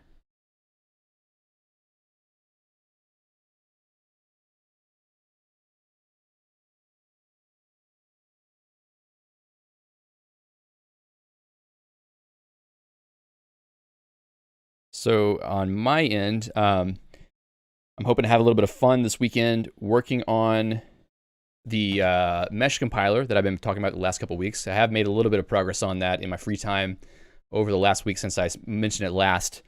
Right now I'm at the point where the linker is working now for symbols. I'm actually generating symbol tables, and I'm getting to the point where I can start doing relocations, which basically makes it so that code that's built into separate object files can now have the addresses of all the variables and other functions referenced inside of the machine code can now be updated when those object files are now merged into one big executable. So it's kind of a painful process to get to that point, but I'm happy that it's working to some degree. The relocations aren't implemented fully yet, but I'm getting there pretty soon, probably this weekend. I'm also getting back to writing the assembler. Getting some more assembler work going, and I should be getting to the point really soon where I can get basic programs written, which would be a lot of fun. I think that's going to be really cool to see. Leia says, I missed the first part, but wondering why you're starting with the export to latex code instead of markdown code. Well, I'm doing that because in the documentation, well, there's not really documentation. There's like a wiki page or something for writing an export backend, and they say that if you want to look at an example of an export backend, look at the LaTeX export backend as an example for what you should do when writing your own. So that's the reason why I've been looking at that. I don't look at what they actually do. I just look at how they set up their functions and which ones they're defining for transforming certain elements in org documents. But you do make a good point. It would be probably easier if I looked at the markdown export backend. However, it may be based on the ASCII export backend, and I'm trying to avoid that. I'm trying to do one completely from scratch without any underlying backend. The reason why is because the existing backend for exporting org files to Gemini uses the ASCII backend, and I think that the output doesn't look very good. I think it's just because that backend is being used, and it makes some assumptions about how you would want to export stuff. So it could be wrong understanding on my part, but I thought it would be more interesting if we try to do it fully from scratch to show how you might do that. Simon says, embarrassing question, but was your current job your first? Curious right now. No, I've been working as a programmer on and off in various capacities for probably since I was in high school. So the first programming job that I had was working in the summer at the company my dad worked at, writing like an MFC application in C++ for some product they had. So that was pretty fun. But yeah, I've done various different programming jobs over the years. Lord Debbie says, have a great weekend, everyone. You too. Let's see. JP Ventura says, you're bringing Emacs back to life, or at least back to the trends. Yeah, well, I don't intend to make Emacs trendy necessarily, but I just like to share my enthusiasm about it in general because I think it's a lot of fun.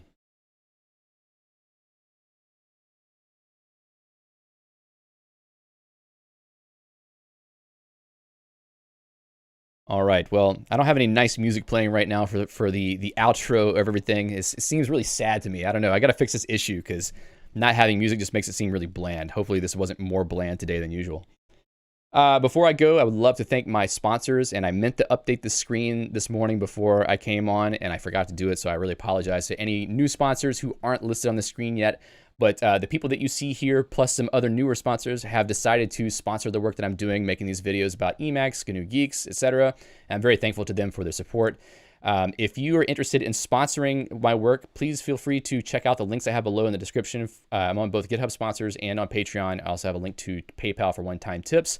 And if nothing else, just sharing my videos with other people or pressing like on this video, they help out with the YouTube algorithm and help other people find it. So it'd be really helpful to me if you were to do that. And you know, the more people we have in this community, the better off we'll be because we'll have more people to talk about all this weird and wonderful stuff with. Lord Devi says, try Pipewire. I haven't done that yet. I'll probably get around to it at some point if it's any good. Yeah, that's it for today. So next week, I believe we're due for a next video in the Craft Your System with Guix series. This time we're going to be talking about how to use Guix as a package manager. We talked about that a little bit in the previous episode, but that was only just to show how to install Guix as a package manager on your existing Linux distribution. Now we're going to talk about how to use Guix as a package manager, regardless of whether you have it on your existing distribution or in Guix system. Just because we're going to show how to use it to manage packages day to day and how to roll back packages and all kinds of stuff like that. So hopefully I'll have that video out this week. It depends on how much time it takes to produce it, because the Guix videos typically take a little bit longer because there's a lot more stuff to do. But we'll see how it goes with that. And then next week on the live stream, I don't really know what we'll do yet, but I'll try to think of something fun to do. If you have any ideas for what you would like to see on next week's live stream, please feel free to leave a note in the comments below. And join the Discord. Click the link to the Discord in the description below if you want to join and talk to all of us about Emacs, Guix, or any other kind of geeky topics. There's a lot of nice people there, so it's a great place to be. I think that's it for today. Thank you so much, everybody, for being here today. I really appreciate it. I also appreciate you sticking around, even though there's no background music and you're just listening to me ramble on about S expressions and weird stuff like that. So I appreciate you being here today. And I hope you all have a great weekend. Another nice opportunity for some weekend hacking coming up. So I'm looking forward to it. So anyway, until next time, thank you all for watching, and we'll see you next time. Happy hacking. Thanks.